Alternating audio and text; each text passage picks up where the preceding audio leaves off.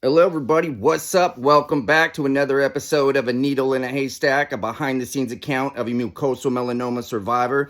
I'm Chris White, mucosal melanoma survivor, thriver, advocate, inspirational speaker, and self published author of Killing Cancer with Tills.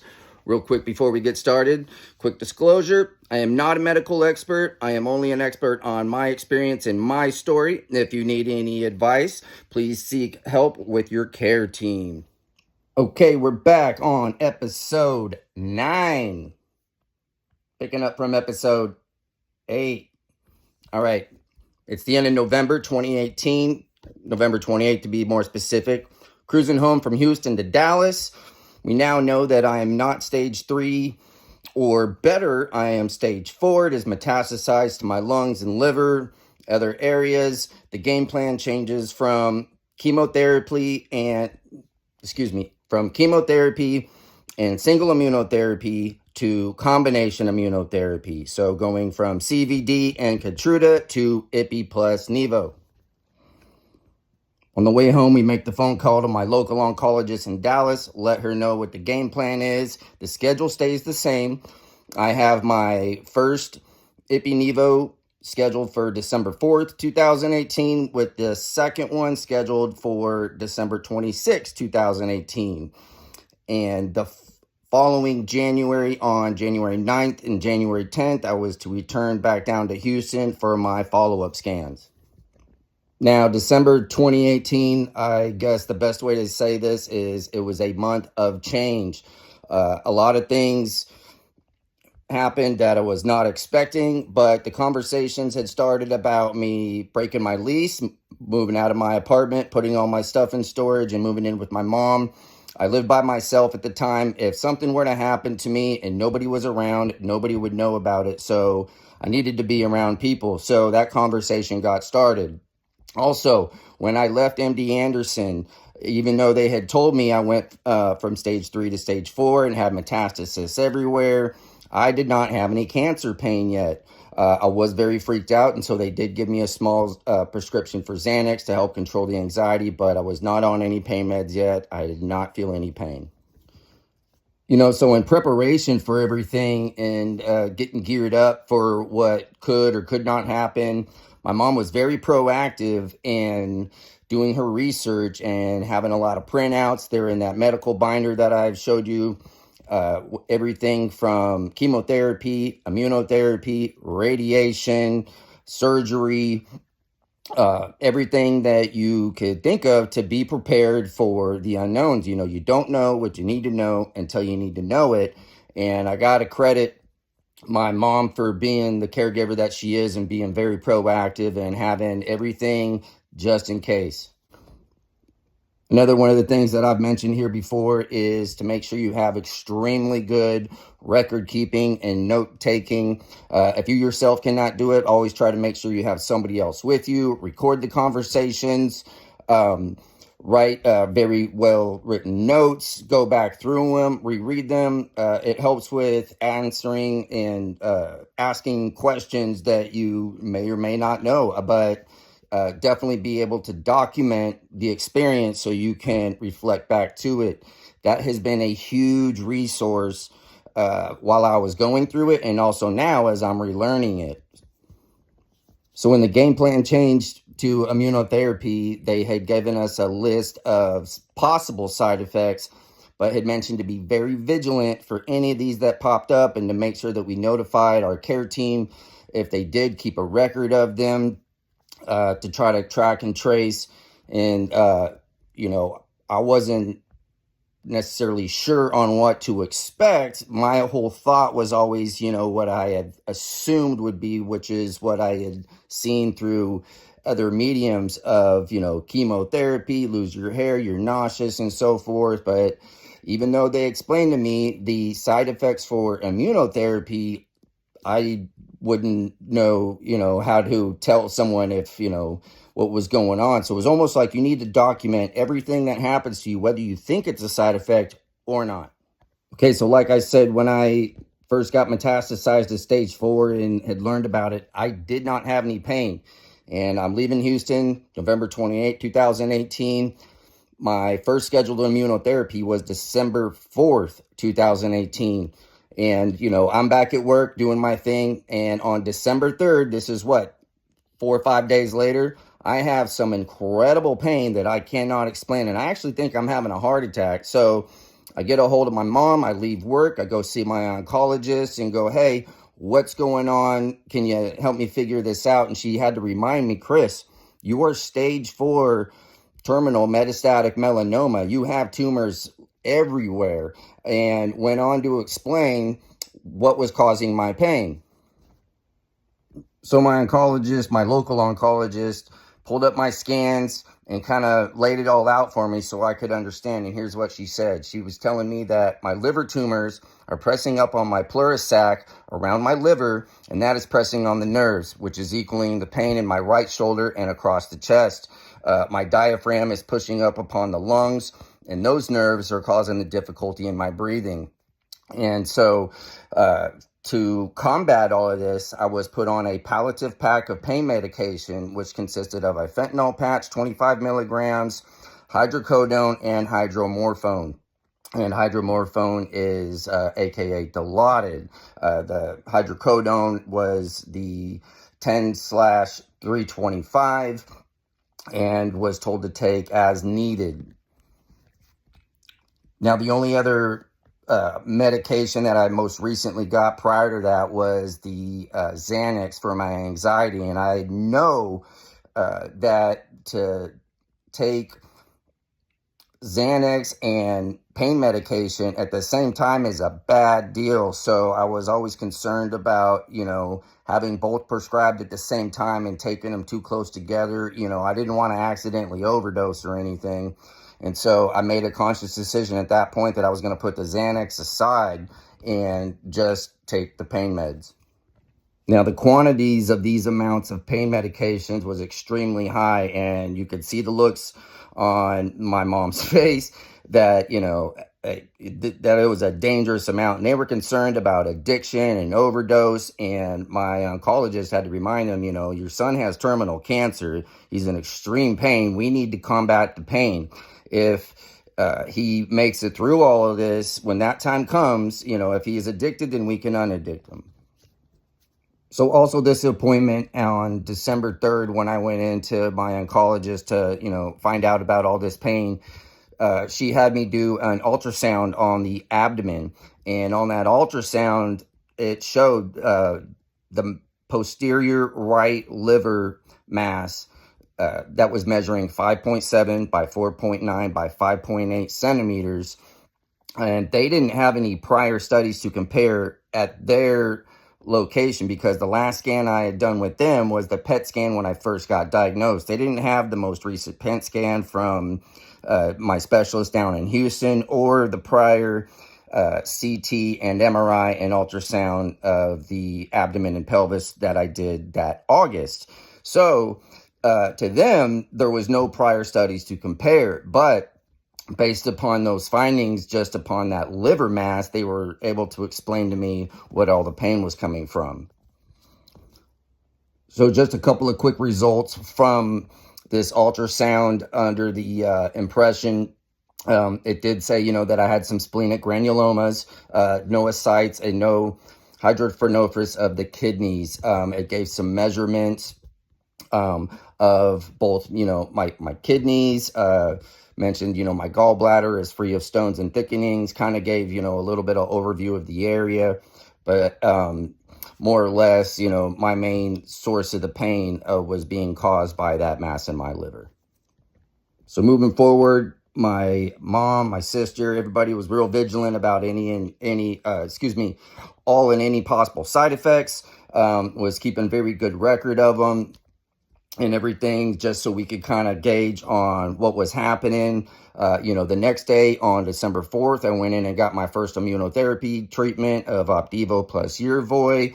I did not have a port in yet. It was still just going through the vein. MD Anderson was telling me not to get a port in. Texas Oncology didn't have any qualms with that yet. So they would just, pop my vein, and I would sit in the infusion room and do that. I was also trying to, maintain a, normalcy of life. I definitely have mentioned this before, but I was not wanting the cancer to take over me physically, mentally, any way possible. I was internally mad at myself for the fact that I had ignored, the initial signs when this all started. And so I just wanted to be as positive as possible, aggressive as possible, and just do everything I could to combat this. And moving forward, you can't always control what happens to you, but you can control your attitude. And I was focused on that.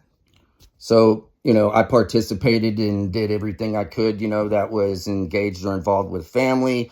On the 8th, I went to an event, with my sister, with my nieces and nephews to help celebrate one of their birthdays. On December 14th, I ended up going back into Texas oncology to get looked at, because one of the side effects and concerns that we had was I was having some real bad cramping in my left leg. And so they had me do an ultrasound to rule out any blood clots. And I know I've said this before, but God, I love the fact that I could just go to them, tell them my concerns, and they were very proactive on helping me figure out what was going on. Moving forward, further into the second half of December, I had made a conscious decision that, my family is right. If something does happen to me and nobody's around, nobody's ever going to know. And so I went and spoke to my apartment complex management about breaking my lease. They told me that that would be okay, and started making arrangements to put all my stuff in storage and move in with my mother. So over the course of a month or two, I was able to just kind of take truckloads into the storage unit. It was an air-conditioned unit. And then when the time came, I gathered up some help with family and friends and moved all the heavy objects. It had also got to the point with the pain sometimes to where, taken as needed, felt like I was always chasing it. So I did consciously just decide at some point that, I need to stay ahead of it. And so instead of waiting for it to kick in, I was going to just take the pain medication semi-regularly to where I always had it in my system to where I could combat it before it kicked in. And in that way, I wouldn't be miserable trying to catch up on it. Continuing to try to still stay engaged, with my regular life. I was working. I was visiting with family. For example, prior to Christmas, I was able to go over to my brother's house when they had just bought some brand new puppies to give to my niece and nephew. And I was there when they received that for their surprise. That was super cool, helping create those memories. On my sister's birthday right before Christmas, my nephew was extremely sick and in the hospital. And so I went in there and spent some time both with my sister and my nephew and wanted to be there for them. When my sister was pregnant with my nephew, she had to spend some time in the hospital, and I would literally live there with her. And so, just not trying to think about what I had going on inside me, but by trying to help them in any way I could, would keep my mind off of what was really going on. And so I was so glad to be able to help and participate in what was going on in their lives. Christmas came around, Christmas Eve, went to my father's house, and we did our big gathering like we normally had done every year. And Christmas Eve, following that, went back to my mom's next morning, visited my sisters, same kind of routine. But I had made a conscious decision that on Christmas, to not take any pain meds, because I wanted to be able to toast during dinner with a glass of wine and drink alcohol. And so I had not taken any pain medication. What I didn't know that was going to come bite me in the butt the next day. So the next day, being December 26th, the day after Christmas, was my next scheduled immunotherapy treatment, Bevo plus Yervoy. The night before Christmas evening, I woke up in the middle of the night in some pretty decent pain. And when I went in for this infusion, it still was pretty crappy. I had taken some pain meds, but couldn't catch up. And so I had started my infusion, and the pain kicked in so bad. I mentioned it to my oncologist. She wanted me to stop my infusion initially and go get a CT scan. But since I had started the infusion, I did not want to stop. I wanted to continue to get the rest of my medication in me. She agreed, said okay. And then when I was finished with that, infusion, I would go get my CT scan, and that's what I did. And so here's some of the results from that. Before I read these results real quick, I'm just going to read some of the notes that my oncologist had made for that day's visit. Skipping the main bulk of it, but this is where she says, he is here for number 2, meaning my second immunotherapy treatment. However, he complained of more chest pain on the right side and said he did not take any pain medicine all day yesterday, Christmas Day. On the visit today, he initially appeared fine. We started treatment on him, but when he started having a sharp pain in his right chest, so I recommended to get a CT angiogram ASAP, but he wanted to finish his immunotherapy as he had already started, which I agree. And so further down the notes where it says on the plan, she says, I am worried about the chest pain. I do not know if it was related to a blood clot, but we will get the angiogram ASAP. If I cannot get this today, outpatient, we will send him to the emergency room. Well, thank God she was able to get it scheduled. And right after that, I went down and had this scan. Here are those results. Okay, impression. No CT evidence of pulmonary embolism. Multiple bilateral pulmonary nodules likely correlating with metastasis from melanoma as noted in history. Large posterior right hepatic lobe, hypodense structure concerning for hepatic metastasis. Multiple mediastinal and bihilar lymph nodes. Sub-centimeter nodule located posterior to the right hepatic lobe, which may be vascular in nature and represent an aneurysm. Other findings as noted. Lungs. There are scattered pulmonary nodules present bilaterally. The largest on the right measures 10.9 by 2.0 centimeters at the right lower lobe. Series 3, image 55. The largest on the left measures 15 by 17 millimeters at the linguilla, series 3, image 26. No focal consolidation or pleural effusion is present. The central airways are patent without enterobronchial obstruction. Now, real quick, also, they did put on this report an addendum. Says the measured nodule within the right lower lobe measures 21 by 23 millimeters. So, the nodule they had just mentioned first within my lungs that they said was 10.9 centimeters by 2.0 centimeters was not that size. It was actually 21 by 23 millimeters, which is 2.1 centimeters by 2.3 centimeters. Thank God. I mean, 10 centimeters is huge. Go pull out a ruler and check it out. All right, continuing on, the mediastinum, cardiovascular, and pleural. The superior mediastinum and great vessels are unremarkable. There are sub-centimeter AP window, paratracheal, subcranial, and bihilar lymph nodes present. There is no enlarged intrathoracic lymphadenopathy. The heart is unremarkable in size. There is no pericardial effusion. Pulmonary arteries, no thromboembolic disease identified in right heart, the main pulmonary arteries of the central branches. Thoracic aorta, no evidence of aneurysm. Thyroid gland, poorly evaluated secondary streak artifact. Soft tissues, unremarkable. Bones, degenerative changes of the thoracic spine are present. Low-lytic or blastic osseous lesions identified. Upper abdomen, there is a large 5.6 by 6.1 posterior right hepatic hypodense structure present. There is a 7 millimeter nodule located posterior to the right hepatic lobe. Series 2, image 130, series 602, image 67.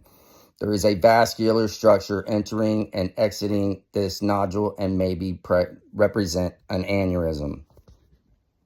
So my last scan that I had done that really went over, my chest, abdomen, pelvis area was the PET scan that I had done on November 27th of 2018, which was literally about a month prior to this because I had this scan on December 26th. 2018. And so I knew about most of all of this, but it did seem as though, things were getting worse and it hurt.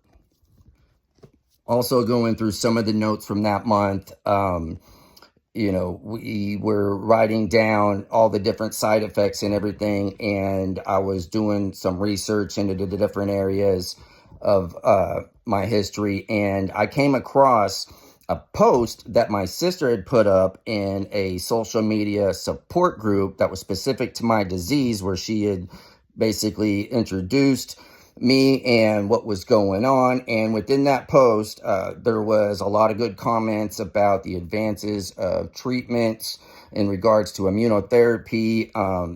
That also mentioned about the location, that where I was seeing my specialist was highly renowned for what they do. And so that was also very reassuring. But also within that post, one of the members had mentioned the advancements both with CAR T and TIL therapy.